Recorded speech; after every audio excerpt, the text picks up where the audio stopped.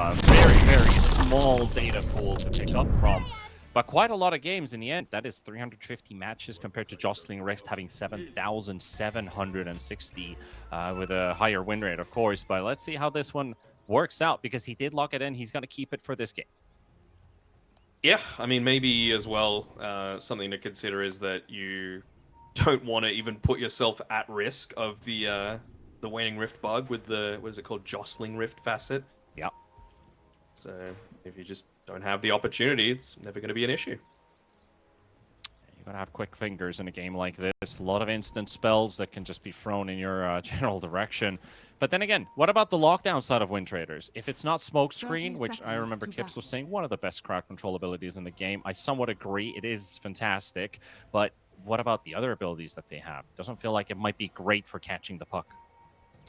Yeah, you're going to need someone else to be initiating a lot of these fights, right? I guess you've got a Treant Protector who's going to be there to back up the Ricky, but I would say that the damage is there to be able to deal with this Ricky Mario when he does go for the eventual dives in onto the back line, right? Yeah.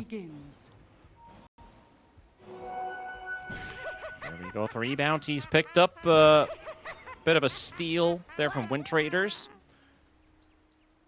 And we are going to be starting laning off here. Puck versus Ricky. I have to say I haven't really seen a whole lot of mid-Rickies. I think that was more like last year, Frontiers patch time, when I saw Ricky come up the last time.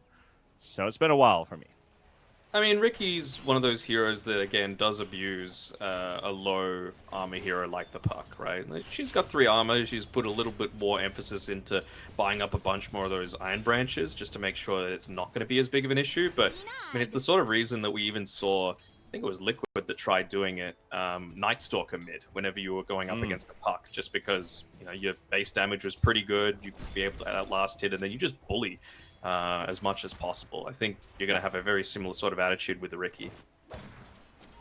Night Stalker's a pretty amazing hero, at least in the Finnish Dota scene. Has been notorious to be that cheese mid pick from time to time. Also given from the player we talked about earlier on. Usually show up. But also on the side lanes, Brew versus the Bear. And Moose, of course, on this Clockwork, well, he's going to take a bit of a beating here from both Kendall and Jenik.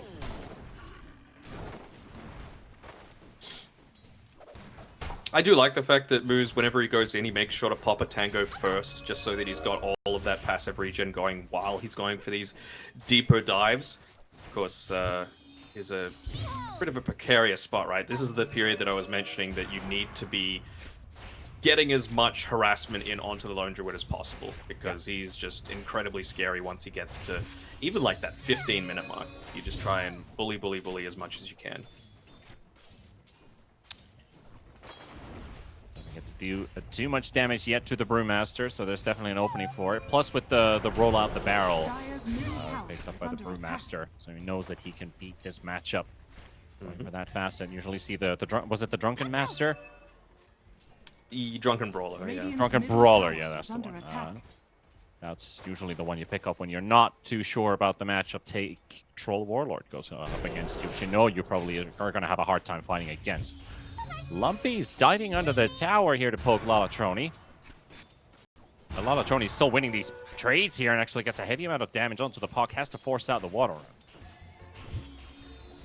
I wonder how many Wraith Bands he's going to get. He's just got the one at this point in time. He's got another Circlet available just because he's gone the Exterminator facet. So much higher bonus coming for the Agi from the Tricks of the Trade. It's going to allow you to go for these additional dives as Trony, he's a little bit low himself. Needs to wait for those Tangos to be delivered for himself. Might cause him to suffer in terms of...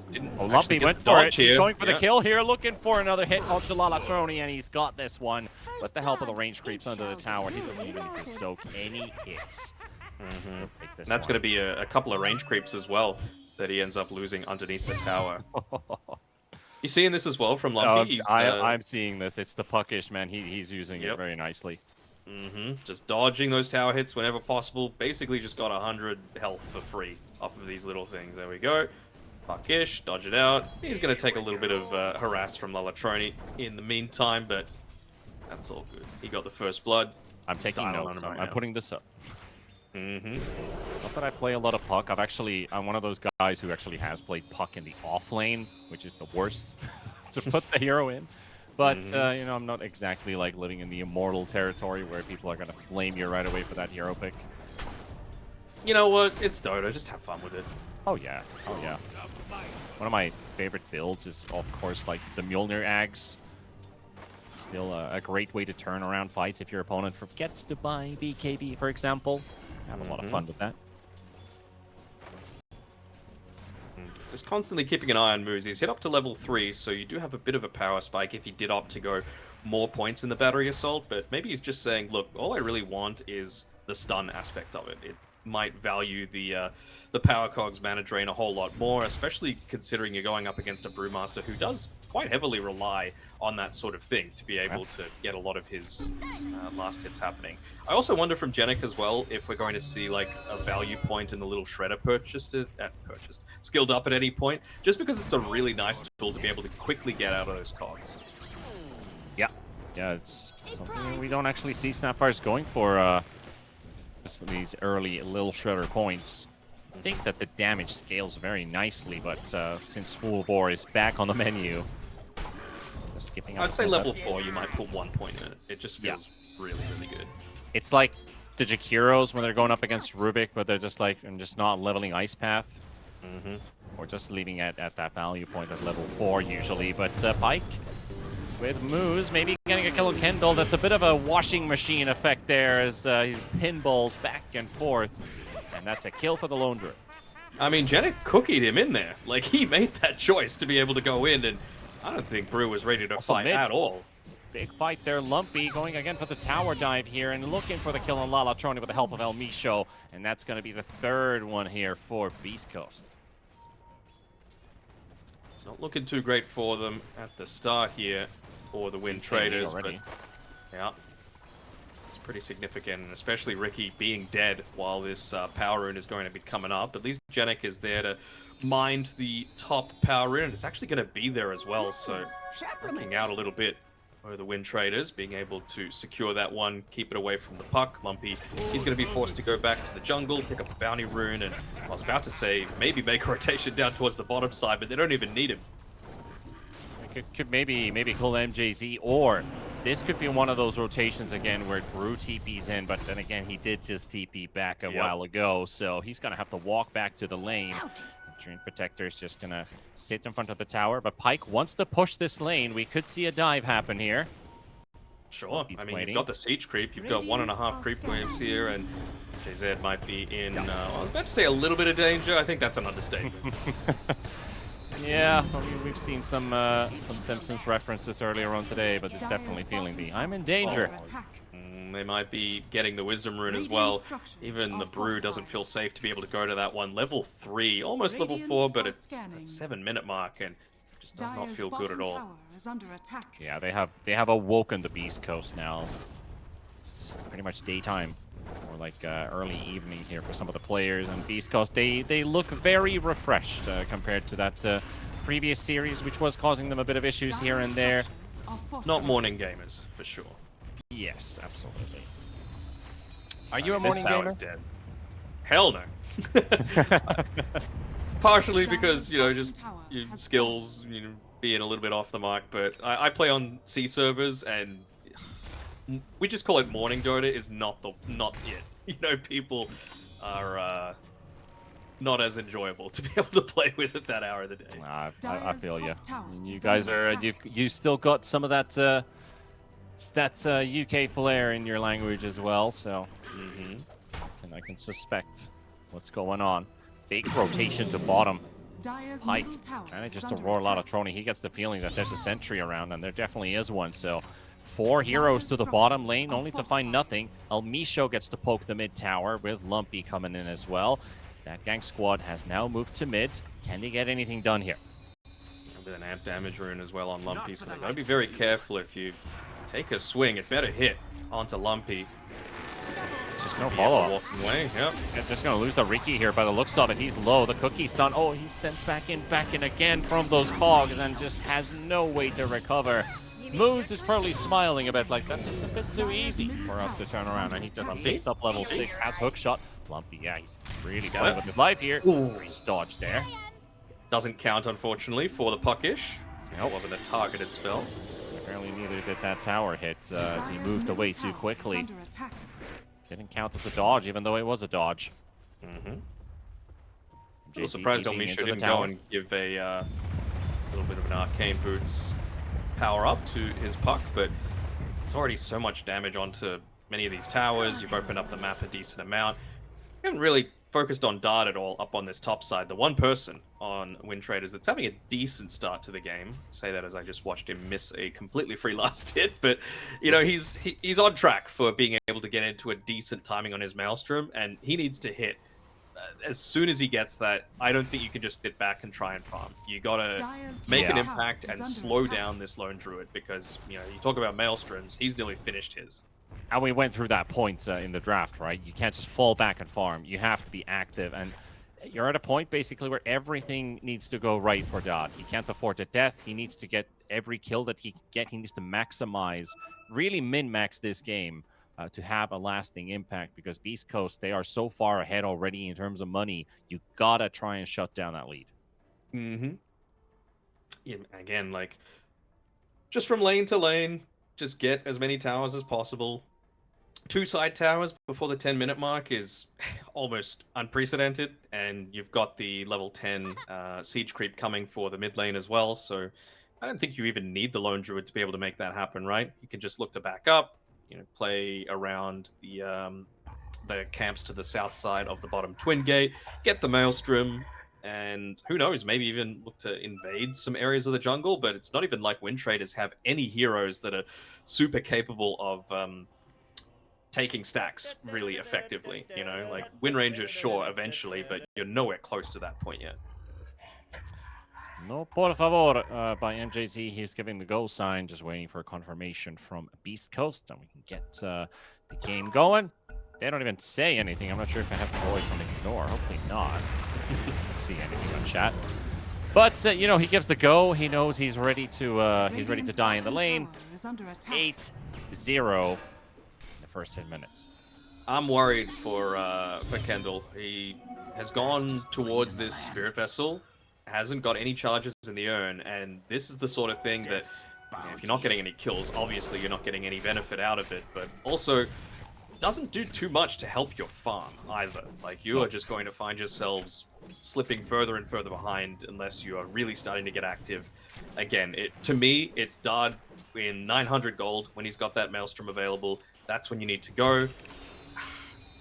It feels weird saying like an all-in style of play, but it almost is at that point, and it amplifies the effect of losing that Wisdom Rune as well, because Jenik is just hitting level 5 now. If he got level 6 at around that similar sort of timing, you know, maybe that's the amount of damage that you need to be able to, you know, get some kills, get some lockdown that you need, all that extra stuff. Treant Protector is still level 3. I was about to say that don't Google Treant's level. Yeah. He's far behind.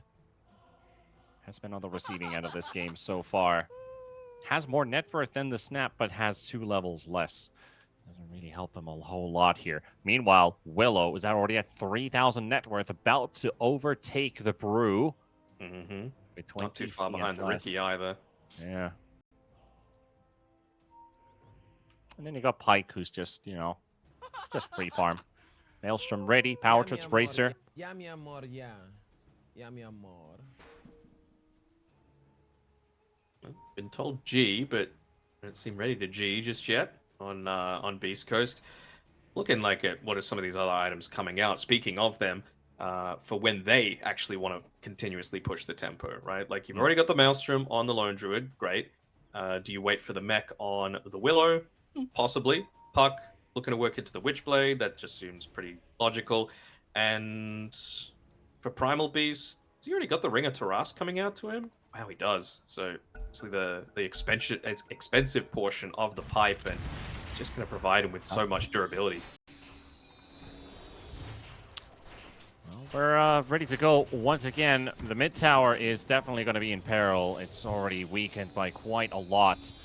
Dodd is just rushing through the jungle with the whirlwind. Shot coming in, will connect onto Genek. A charge in from the Primal Beast will prevent the Snapfire from escaping into the Pulverize. A kill and an objective. What comes next? Good question. Like, even just the Spirit Vessel on the Brewmaster, right? Is that actually going to change anything? I don't think so. Not really. Like, sure, you're still going to be able to use it in onto the Lone Druid, and it feels kind of nice, but is it really all that impactful? Like, is that really what you're waiting for? We haven't seen a single Primal split yet. Trent's nowhere close to being able to pick up his ultimate. Almost 10th kill on top as MJZ almost died. Kendall, like, can you just let me ult, bro? Finally gets it off here. We'll get the chase onto Moose, and that could be their first kill on the side of WINTRADERs. Pike is coming in to help out. Fear's only one of these, but man, Moose is tanky on this Clockwork. 3 seconds left. The stone flies in. Kendall gets it in the end. So a split for a kill, just what you want to do with your first primal split. And, I mean, he got charges on his own as well, which he didn't have up until that point. So now you can at least harass with that, roll out the barrel, just toss that onto whoever gets affected by the Cinderbrew. Nice way to be able to proc it from afar. You do have the Snapfire as well, of course, with the Scatterblast and, of course, the Mortimer's Kisses that potentially look to do that with as well. They're thinking Lumpy, they're pinging him. There's the smoke screen coming up, but they missed the full bore. Scatterblast does not connect. They get the cookie. Able to break the coil and also get the jump to safety. Strike on cooldown now. Lumpy with the shield rune. He didn't have any cooldowns either. Like, you went in and you had no kisses. You missed the Scatterblast. I don't think it really mattered anyway, since Puck has a shield rune with still about a third of its power on it. Yeah, I mean, supports is still level 5. No ults. Maybe we'll get it now. Nope, never mind. Sharing it 3 ways in that mid lane. Gotta just give Genek a little bit of this farm. Lumpy has double the levels. This is brutal. Yeah. Level 10. I mean, you feel very hopeless when you have this big of a level difference with your supports against the enemy cores. It's not like you're gonna do much to them anyway. And now you really feel like a little boy.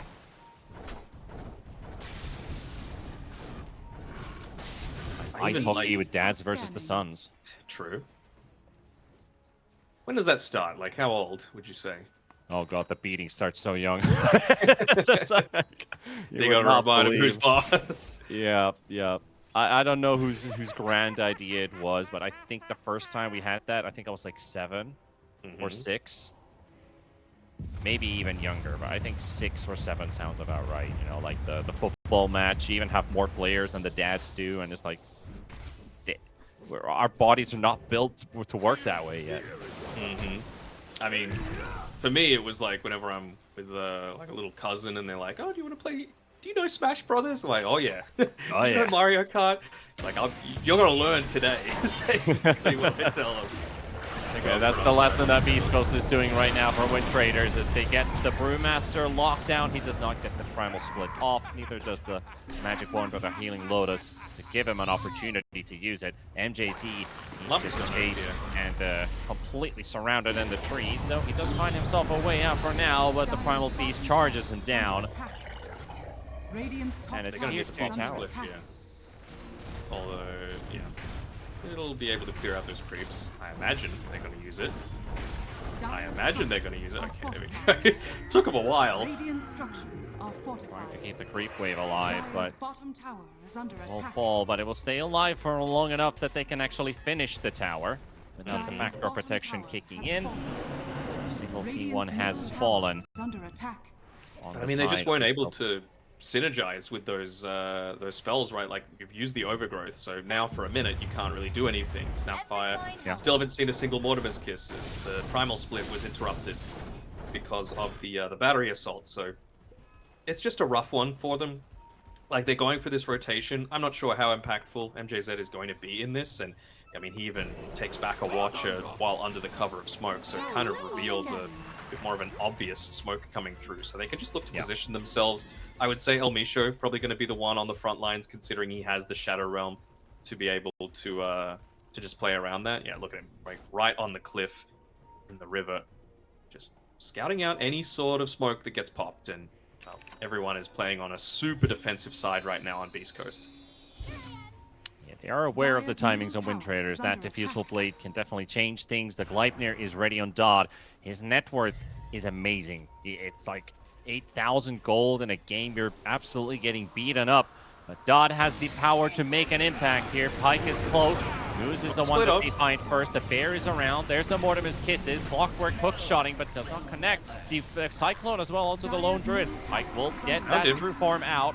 He's going to be tanky enough for them to not get interested in hitting the Lone Druid. Maybe something else. Elmisho goes for the D-Ward. There comes the Ricky, but he also gets coiled up at the same time. The charge in. Vitali deletes Lalatroni, and Kendall's Primal Split has come to an end. So the Brewmaster's getting control. WINTRADERs trying to get some damage out there, but Dodd's left quite alone here. He's doing quite a lot, but is it going to be enough? Kendall down, MJC gone as well. There goes Dodd. Make it 4-for-1. They barely keep themselves alive, no pun intended, with Pyke. But 2 for 4 in the end. Beast Coast, they were aware. They played it calmly, and they played it pretty collectively in the end too. And it was just a bit of hesitation coming through. Like, certainly not lacking in damage overall from that Wind Ranger, right? Over 6,000, by far the most, double the next person. It was just that, like, 1-2 seconds of hesitation where maybe if he goes in a bit sooner, the attention goes on to him instead of the Ricky. The Ricky's still able to make some sort of an impact. Speaking of which, Lalatroni just gets full 3-man ganked, silenced up, feared up, and it's only so much that you can do. And you also saw the impact of going this Spirit Vessel, right? When you're in the split, you can't really use the Vessel, so it just doesn't feel anywhere near as impactful as the pipe was from Vitali. Not a lot they can do anymore. The power shot damage is completely soaked by the pipe. That's their high ground glyph, by the way.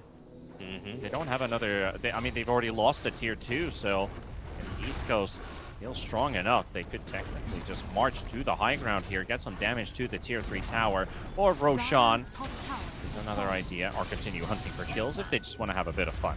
But could be Roshan, could be just mid tower, you know, clear out the map, place down as the world's their oyster. Possible. Yeah, exactly. They've got so many different options right now.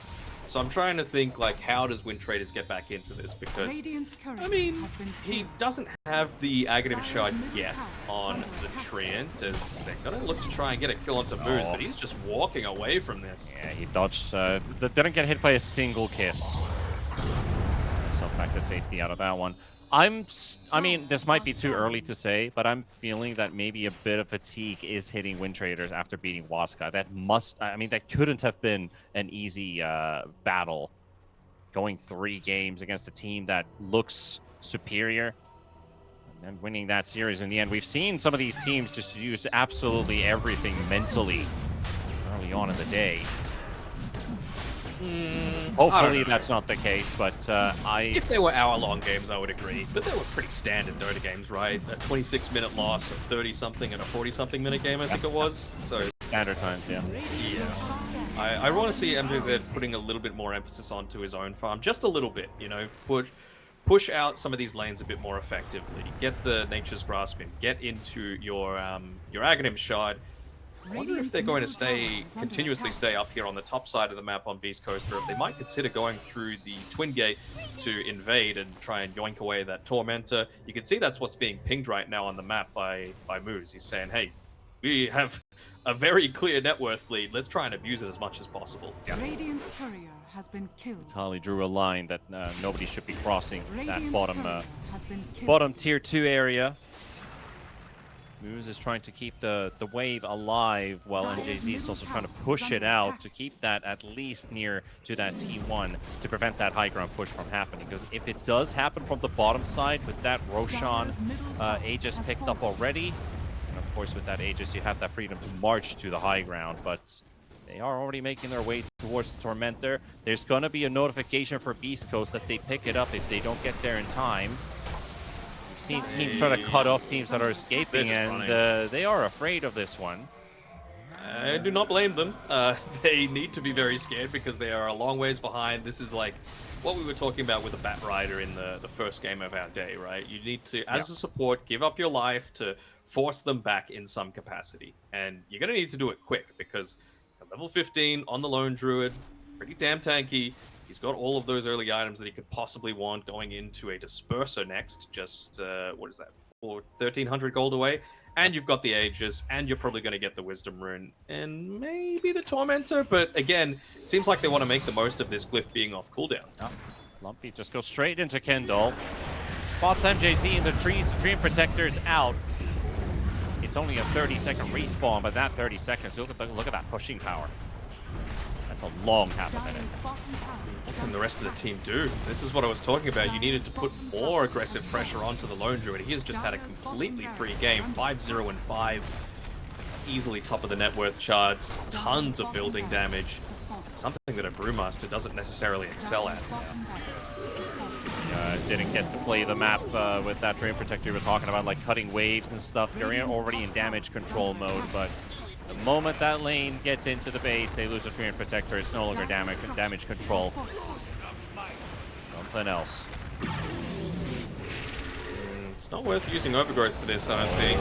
They just he's gonna walk need to. into a trap. They just get lured into a counter initiation. Moose will grab 2 heroes, 3 heroes now. As Lalatroni's there too. They'll get the clockwork. That's a lot just for a clockwork. Exactly. The Shackle Shot does connect on through the bear to the Lone Druid. They're just not doing any real damage here.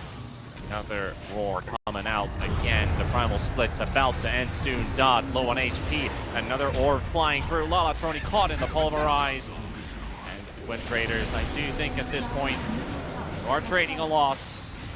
At least to start this series off with. Goldie goes behind the tower. Lumpy will finish his life. He will fight all the way to the end. Dodd would like to punish Lumpy here with the Gleipnir, getting a close call there. Hey, might just drop the gem down on the ground. Dodd does have that whirlwind. No connections though. Lumpy's just regenerating with all those dodged ones. El Misho does go down, and so does Lumpy. And the gem down on the ground, but Dodd, it's like, which one do I pick up, the gem or try to save the Rex? Pyke doesn't care. I mean, he's just like, all right, we'll get Megas. That's a lot of space. And yeah, just have a look at a few of those pigs. Electronia's like, oi, get over here. We got to stop them. Yeah, that's the space Dodd was probably hoping his supports to create around the map, but Pyke is getting a trade-off from his own supports. Gleipnir only hits the creeps though, so Dodd will continue chasing, but no Shackle Shot connection. Another power shot in to 50 seconds on that Aegis. As well. Once again, another Gleipnir. There's the Shackle Shot combined, and the whole team will take their vengeance on Pyke. Charge coming in though, will catch 2. The cookie is interrupted by Vitaly. Hookshot doesn't even need to connect, and Dodd has just too many targets to hit. But will she be able to clean anybody up here in this fight with that? Look at the right click from the Lone Druid. And the Lone Druid just hammers and claws down that Wind Ranger. And this game, it only takes 24 minutes for beastcoast to close it out. Pretty damn convincing from start to finish, right? Like, it just felt like they had, again, the more well-rounded draft. It felt like a lot of the movements were better. That early kill onto the Ricky, for sure, was not the beginning. A rough game with that Primal Beast last game. He did pick up the Gluttony versus the Ironwood Treant, so that's one good thing. But did they properly address the soft lane this time? He did have to tank the first phase pick. He did. And I don't think there's anything necessarily wrong with the Doom pick. It does kind of limit what Beast Coast are able to pick after the fact. You know, I feel like Beastmaster was, you know, again, a really solid pick, but maybe this is what pushed it over the edge. Kunkka, totally fine as well.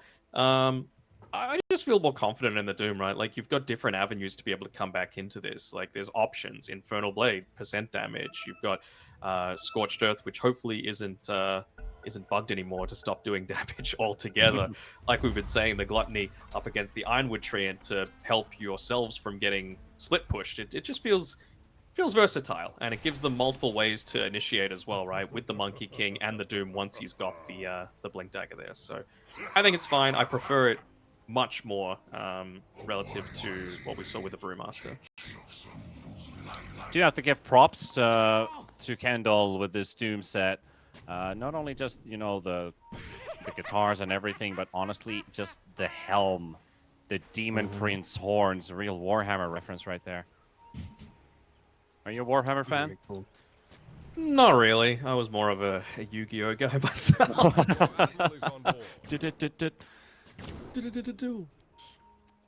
I think I've really fallen into Warhammer lore like the last 9, maybe 10 years, slowly but surely. I think it was because I was a huge fan of the Total War game series, but 30 getting seconds to battle. getting to that Total War Warhammer series was like, hey, this is pretty cool. So just want to give props to Kendall in that set. Nice, nice. Also, I noticed there's an eager Dota fan right behind the door, so I'm just gonna let the cat in. Very eager. Yeah, it's like, Out what's of the going? Is Mirana. that SA Dota I hear T-Pan is casting about? Hell yeah, Hell yeah. that's exactly what we're at here. Fighting for the bounty battle runes. Do we get a begins. brawl? Moves. We're looking to drop that lead seed, but no fight for this one at least. 2 for 2. Nothing special happening here.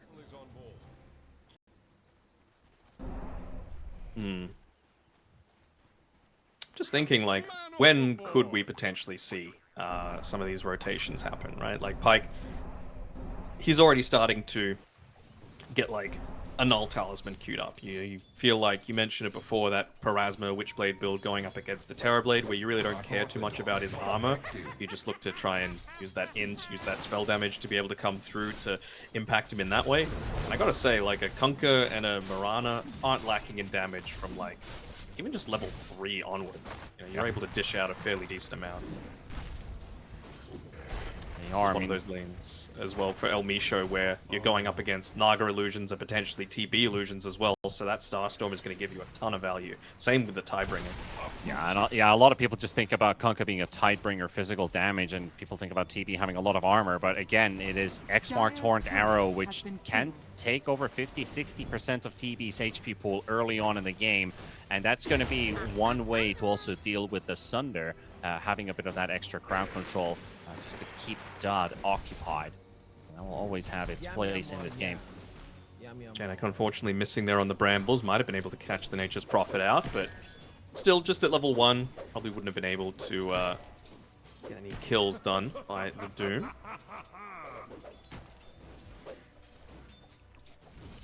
Pretty tough lane to play if you ask me, as a Doom versus Fury and Treant.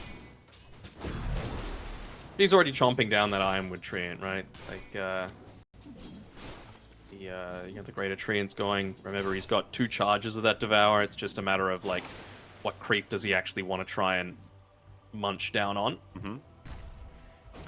So getting the block here in the easy camp. Genek with the Realm able to regenerate all the damage Moose is dealing. Kendall trying to keep Moose busy, but Pyke wants to help out for the kill. Moose is going to have to turn around and try and make a run for it, but that's going to be first blood for Genek. Pyke, he will get the kill with the Sprout and will force Kendall away, but he does drop fairly low on Pyke as well. At least he does have a fresh set of tangos with him. But first blood, WINTRADERs. No. Donna was the Dark Willow, which, you feel okay about it. Again, one of those position 4s that can scale into the later stages of the game. Has to be very careful, Kendall, of just walking back into this lane. Of course, Nature's Prophet now level 3. I can't imagine he would put too many more points into the Nature's Call after what's been happening to his tree and every single time he summons it in the lane. Yeah. It's more common when you see these mid-Nature's Prophets. You make that 2 versus 1, that lane, because your Treant is constantly chomping your opponent, but Doom just completely removes that mechanic in this lane with the Gluttony, most importantly. Again, trying to fight Genek in the top lane, also bottom lane, Vitaly fighting it out. Pyke, he will drop, but it's a deny, and Genek is trying to do the same thing for another deny, but Pyke gets the kill. He gets a tick in with the Treant, while Vitaly does go down to Dodd in the bottom lane with the Metamorph used. He has to be careful there, walking underneath the tower. He's taken long enough that probably going to have the Deluge available, but nice dodge there coming through from El Misho. Might not realize, he should realize that there's no ensnare, so if he did need to TP, he can, but doesn't feel the need at this stage. Got a very murderous melee creep running after him, though. Radiant structures are fortified. Lift up as well. Quick lift being used there. So far, so good for Lalatroni. Lumpy quickly switching to Tornado, but it's a 13-second cooldown until he can remove that Jingu Mastery, so Lalatroni should be able to regenerate back. But in the top lane, it's like it's just the same old. Pyke actually not the highest amount of CS I expect him to have. You know, there has been a ton of fighting in top, though. There has. Remember when they went for that first blood? There was a creep wave basically right at his tower. It was a lot of last hits that he didn't claim. So the fact that he didn't really get super involved, didn't increase his net worth a whole lot by that trade, makes you question, was it actually worth it? I don't know. I just feel like you're constantly going to be a threat in this lane, even just as soon as getting a power treads, right? Like, it's just so oppressive. Your range, your attack animation, your base damage, your stat gain overall. It's way too good for Nature's Prophet. Really gonna have to look out for this Monkey King making his first rotation. Or if even Lumpy decides to be the one to do that too. When do you think they're gonna move? Like anytime soon? I can't imagine Invoker would be making too many moves. Like, you need to be there to punish if Monkey King is the one that makes the move across the map, right? Like, and I can't imagine Lalatroni is going to move before Pike is the one who actually does make that move with the Sprout level 2. Nice nuke there to take down Dodd. And with the Tidebringer, a bit of extra damage onto MJC. The Starstorm, he will dodge the follow-up with the Mirror Image. But unfortunate for him, no running away from the Kunkka or the Furion. So that's 2 kills. The safe lane of WINTRADERs taken down. Moves Doom is is diving trying to a dodge tower. out this aggression. Yeah, he's dying underneath the tower, but it was a necessary sacrifice, right? Just to make sure that they're not getting too much damage in onto this tower, dragging the creep wave as well, hoping. Pike in trouble. Lalatroni does make the rotation bottom. He finds the kill on the Furion. Also got the whip, the reeling, pulling Vitali in and through the Bramble Maze as well. So that is one pretty interesting mechanic there. Reeling in through the Bramble Mazes. Mm-hmm.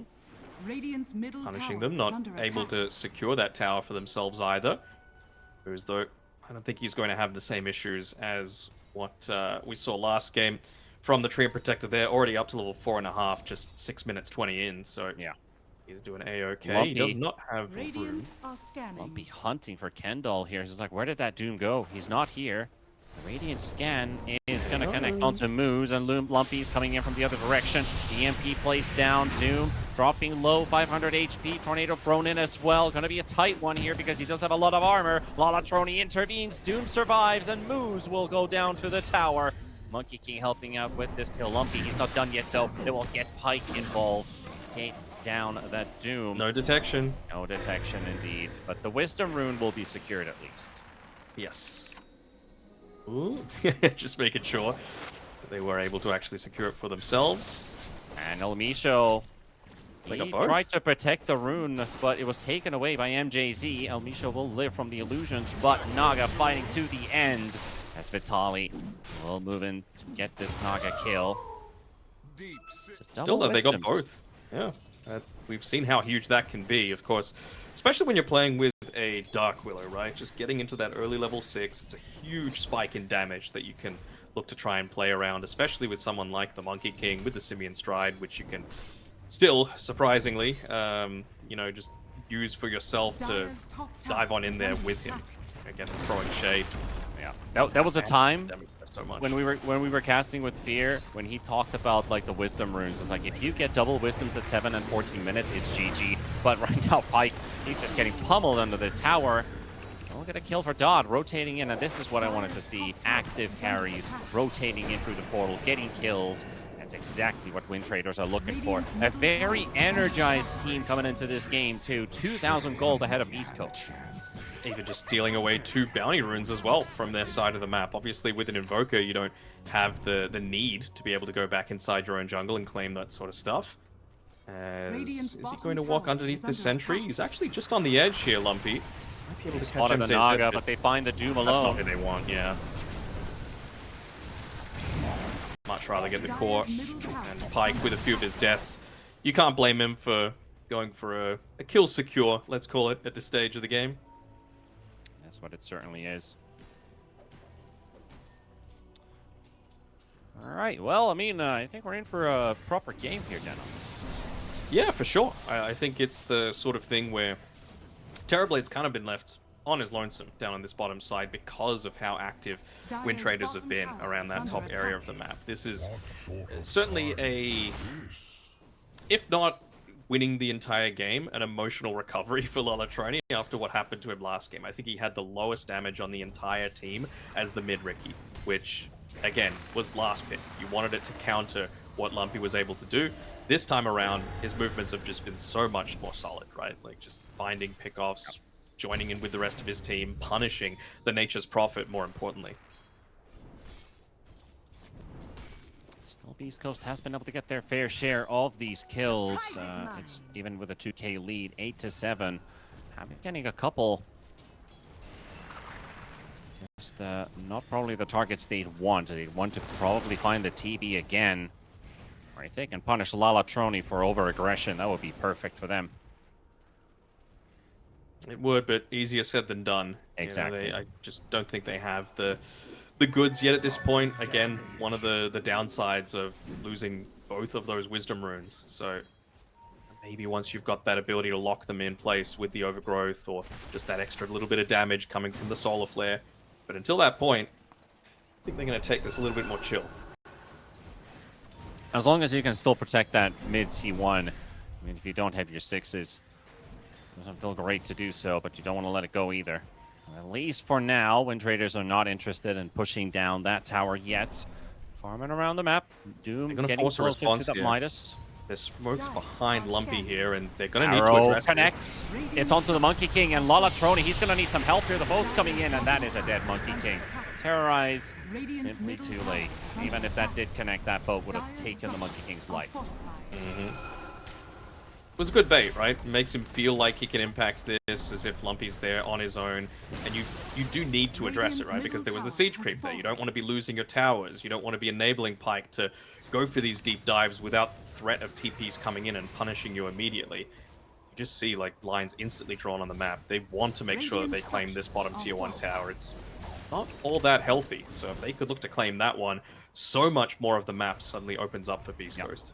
Yeah, last time they tried, it didn't quite work out, but they're trying to look for some revenge here. Lumpy is able to maneuver around the Ramble Maze. Even with the Moose Tree and catching one of those Brambles almost forces Lumpy's pathfinding to get caught again. Well, WINTRADERs are moving towards bottom. They have scouted out El Micho. It's not even a smoke. They're just running straight towards him. 2 leaps up. MJZ Again, taking the long route out. He wants to get the reel in. This is who you want to be there. Like, a support that if they die, they die. They cause 3 people to rotate, but doesn't even die as a result of all of that. Nope, and they get the rotate in. X-Mark with the mirror image already used. MJZ's defenseless, but Lalatroni's trying to use aggression as a tool. Gets the Jengu up, though. But a disarmed Monkey King only just gets the Lumpy, but he gets Invis just in time. Pyke does get the Sprout to connect onto Kendall. Vitali coming in with low HP from the side. Beautiful ulti from Moose. Catches 3 heroes. The Blood Grenade catches 2 as well. El Micho is the one who gets doomed up, but he's already used everything. So he doesn't even mind being doomed at this point. Kendall dies to Pyke. Oh, if I'm El Micho, I'm tipping the Doom right there. It's like, you doomed me, the guy that's at 3/4 HP, that has done basically everything already this fight? Okay, means my cores have a free fight suddenly. Yeah, look at the damage done as well. That was one team running away and the other instilling fear in their hearts. Vitali's damage output pretty high there as well. He did get multiple spell connections. And of course with the... Okay, I was about to say High Tide Kunkka, but he's actually Rock Blossom. Felt like he might have gotten a couple extra Tidebringer connections in there to get that ability refreshed. Blade Mail as well. I mean, they do have a decent amount of unavoidable damage. Lumpy is between 2 fires right now, but with that haste rune, he feels comfortable enough to make a move like that. Has he got Orchid coming out? No, Witchblade coming on the courier for him right now. Nature's Prophet has the Maelstrom finished up as well. And MJZ and Dot, they gotta get out of here. There's 4 heroes coming their way. And if it's just a Naga Siren, they'll be happy that at least the TB gets out. He's just pinging the tower saying, hey, let's backdoor this. What's the downside? They're not going to be able to respond to us, and if they do, we've still got enough boys here that we're going to be able to punish them. So what was a 2k net worth lead for WINTRADERs is quickly swung 3k in the favor of Beast Coast, opening up a few of those items, and Now it's becoming a little bit more scary because you're starting. Well, I mean, I feel like it was how long ago? 4 minutes ago that I was like, man, El Misho's only level 5. He's level 9 now. So, you know, just being part of all of these, not dying through all of the separate team fights, he is becoming a pretty legit damage dealer. Yeah, soaking dooms. Bit of vibe. Lalatroni though. They weren't able to catch Lumpy because he had the haste rune, but Pike and Vitali, they'll catch a Monkey King if he only gets out. Surely. Gets the jump out. He's got a TP away. Vitali. Oh, that's a very close torrent, but not close enough. Even pop the Solar Flare to have enough damage to kill him, but just inside of that Wukong's all the extra armor was enough to keep him alive. So it was a good idea by El Misho, of course, at this stage of the game. He is the one creating all of your tempo, so if you can take away this Monkey King, it feels so valuable. That 15 armor is no joke. And that Wukong's command. Since he lives, he finishes the Maelstrom, they're going in again. Got the Doom up again. And a Blink Dagger. On. They want Lumpy. There we go. There we got the connection. Lumpy will be caught. Moose won't be able to save him there. He will drop the overgrowth to buy some time. Vitaly is coming in, but the song comes out from MJZ. Trying to get Kendall out. Lumpy lives. The Doom's not going to do enough damage. The Sprout connects onto the Doom, so even with the song, won't be able to run out. X-Mark boat, Sunstrike. Nice out. Kendall out of there. No one dies. Yeah, no one dies at all. How many ults is that? Like 3, 4, 5? Crazy amount.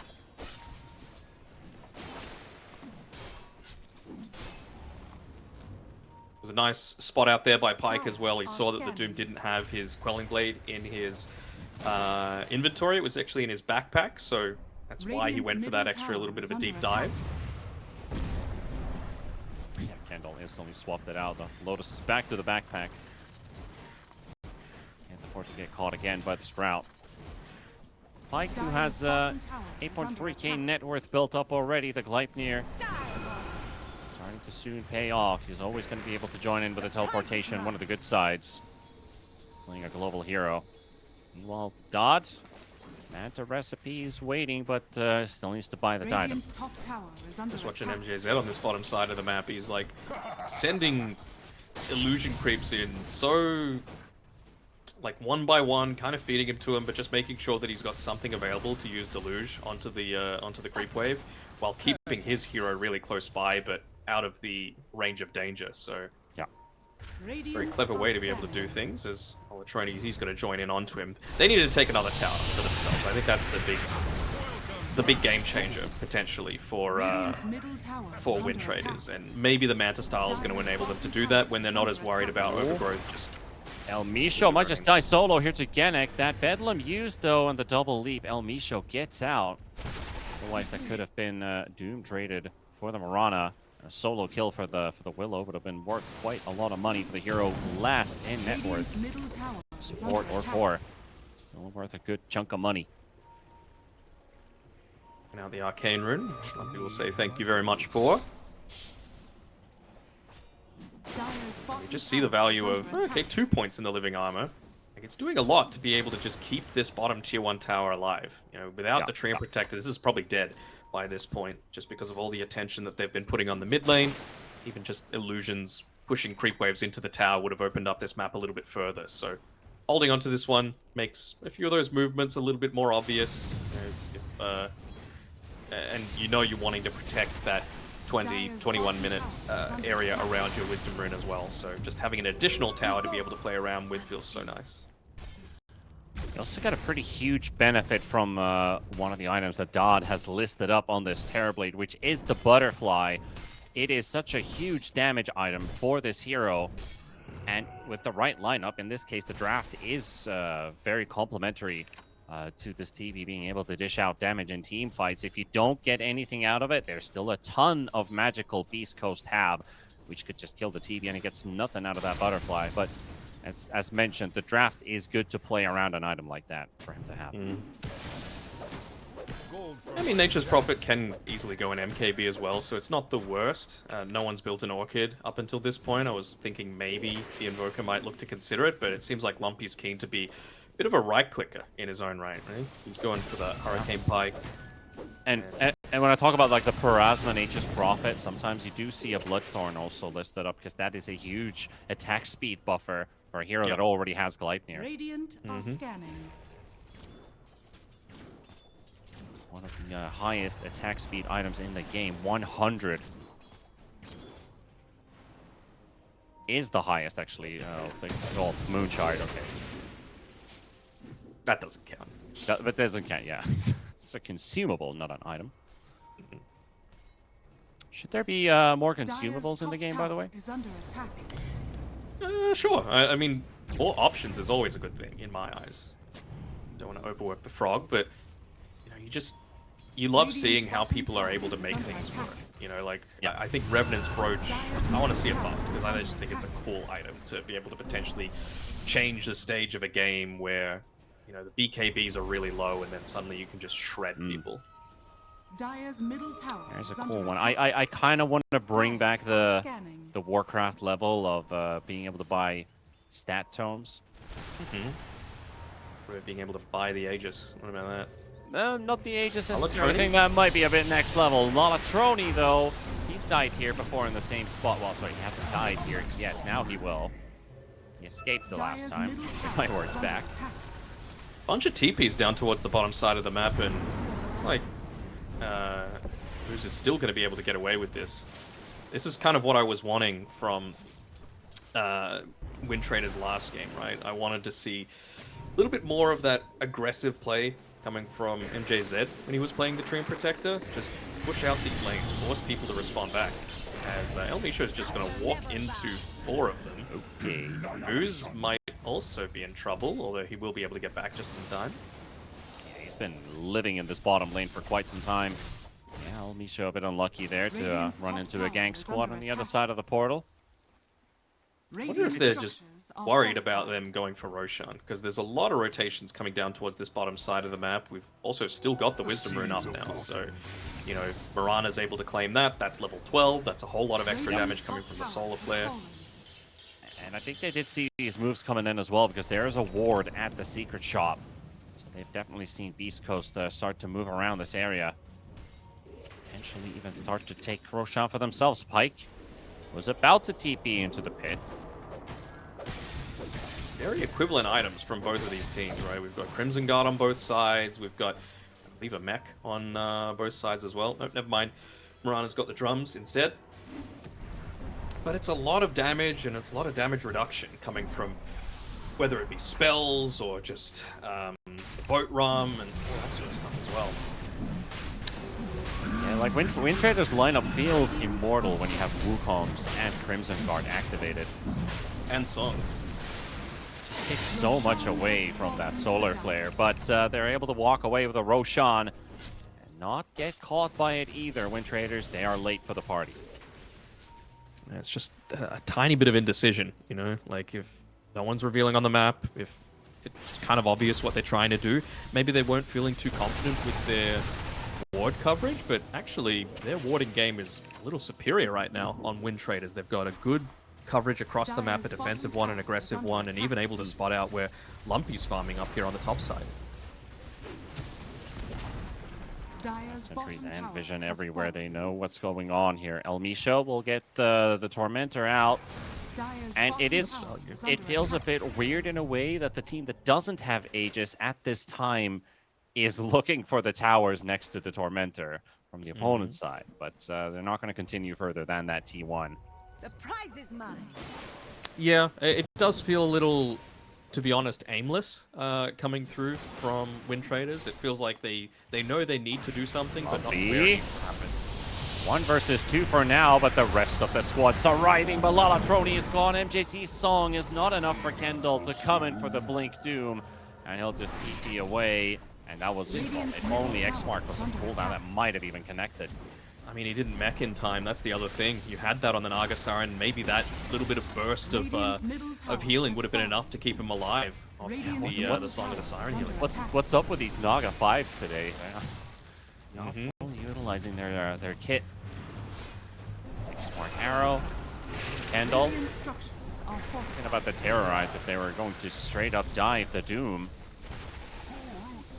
I wonder if they feel like they can get this tier 3 tower before the Monkey King is up. And yeah, they will. Solar Crest is buffed up on Pike. He's just hammering away on that range tracks. 4 minutes. First structural damage already dealt to WINTRADERs. No response is coming in. They don't have a way to just jump Pike. Looking at this observer ward, it's going to spot out Lalatroni if he goes a little bit too Dot is deep. going full ham. He's just charging straight towards Pike, but he gets caught with the Gleipnir.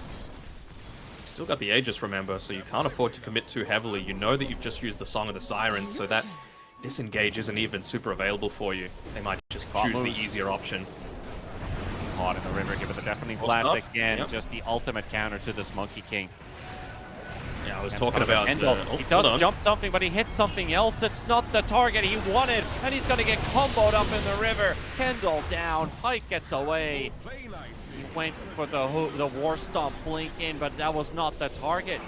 That was something else. They're going to go chasing for more. MJZ caught out one more time. Oh, Luckily, WINTRADERs. Oh, this feels luckily for really Dot. bad for them because they were on point up till that jump from the Doom. Be careful about showing yourself in this lane here on the Monkey King. Just look at it, just try and nuke down the wave while he can, but everything that he can do to try and stall this one out, even just using the TB illusions to cut the mid wave a little bit, try and prevent your high ground from being sieged. They've still got Aegis for how long? 1.5 minutes? Feels perfectly fine for them to just continue on forward, and he's just 2,300 gold away from that full Parasma on Pike as well, so Yeah. TB. It's hard to say what he actually needs more. Does he need the Butterfly more, or does he need the BKB more? I kind of feel like the answer is BKB. Yeah, that's my worry always about that butterfly. It's not even the right-click damage you were mentioning. The MKB Pike could always opt to go for. But just that damage output from the TB, it's not like he's getting to utilize that damage Are they kit. gonna find him? Oh no, TB just gonna get run into by Lumpy. This Invoker has been everywhere and has been such a pesky hero. And again, it seems like it is the downfall of the Terrorblade. He's pulled into the EMP shard. And with the Deafening Blast, they will finish him off. And Genek with the Terrorize again. With the Doom? Not on time. Good Wukongs. Does go in, at least the Wukongs coming in from Lalatroni. And they're fighting a 4 versus 5. And there's still the Aegis. Lumpy He's just still running. Doomed up, but he's not taking any damage here. They'll get MJC on the run. Pike with a double kill. And it starts to feel like the beginning of the end is here. Pike teleports to the backline, catches Genex. Triple kill for him. Communication just fell apart in that fight. Like it felt like there was no need for Doom once the TB's already hit. Like, he is your damage. It was actually a pretty decent Wukong's command. Speaking of the Monkey King, he's probably going to get picked off here. Oh, the style points? No need. I think that just might have broken the camel's back because, well, Beast Coast, well, straight for the tier 4s. Why not? Why not? There's nothing left on the opposing side. There's a song. That's it. Maybe a Metamorph. Force at the cliff. They're just going to get the glyph, get a tier 2 tower down bottom for free. They know this is an area that Dod's been favoring for a lot of his farm. And you see the BKB instantly queued up by both Monkey King and the Terrorblade. AD for Lumpy gets even better. He's going to join with the group soon. They're done with the T2 tower. Boker's going to show up with a real powerhouse. He spots these TB illusions on the way, trying to cut the mid wave, but they've got creeps in bottom. They've got treants in bottom. Oof, Whole team around. Song to interrupt. They're trying to run away. Vitali. The trees are in the way, though. There's a You tornado. don't want to go on to the Conquer. At the Metamorph, they're Might fully be committed. forced Now, to. Dot does have that BKB, but does he get to use it? The Wukongs is only zoning them out for now. Lalatroni trying to commit again from the front line, getting stunned up. The arrow caught him, and he's gone. MJZ down. Kendall is gone as well, and Dot is left pretty much alone, and that should be the final moment of this game. WINTRADERs, I think they're pretty much done for. They do take down Pike, though, but there's still too many heroes to worry about, especially at 0 deaths in Boker. Yeah. It was close though, right? Like, you just see the power of the Terrorblade, but he's the one leading the charge alongside, you know, the rest of the team, alongside the Nagasaran especially. And that's probably not the way that you need to do things, right? Like, the Doom has Blink Dagger for a reason. He needs to be the one finding that catch. He needs to be the one that prevents the Conquer from, you know, just standing there on the front lines. You could tell they really didn't want to go onto Vitali, but they couldn't find anyone else. So they're like, well, I guess we kind of have to. But you know, Blade Mail, Pipe, Crimson Guard, 3,000 Radiant's HP middle plus a tower boat. is falling. What are you supposed to do against that? As you can see just from that TB's inventory, it's all defensive items. There's no real damage item in his inventory yet. The Cold Snap interrupts the Doom from going off. Yeah. These Lincolns will pop at the same time, but they will control Kendall. Live Yeah, for a bit also longer, interrupted. but he doesn't get the chance to run away. This is surely the TP. beginning of the end. Furion is teleporting in right now to finish the job. The Torrent on 2. That beats up the team, and that is GG. That is a very clean way for Beast Coast to be able to punch their ticket into... This gives them a double chance, right? Like, now they've got one chance to be able to qualify through the upper bracket, and even if they lose, they go down to the lower bracket final, because there are 2 slots within the SA.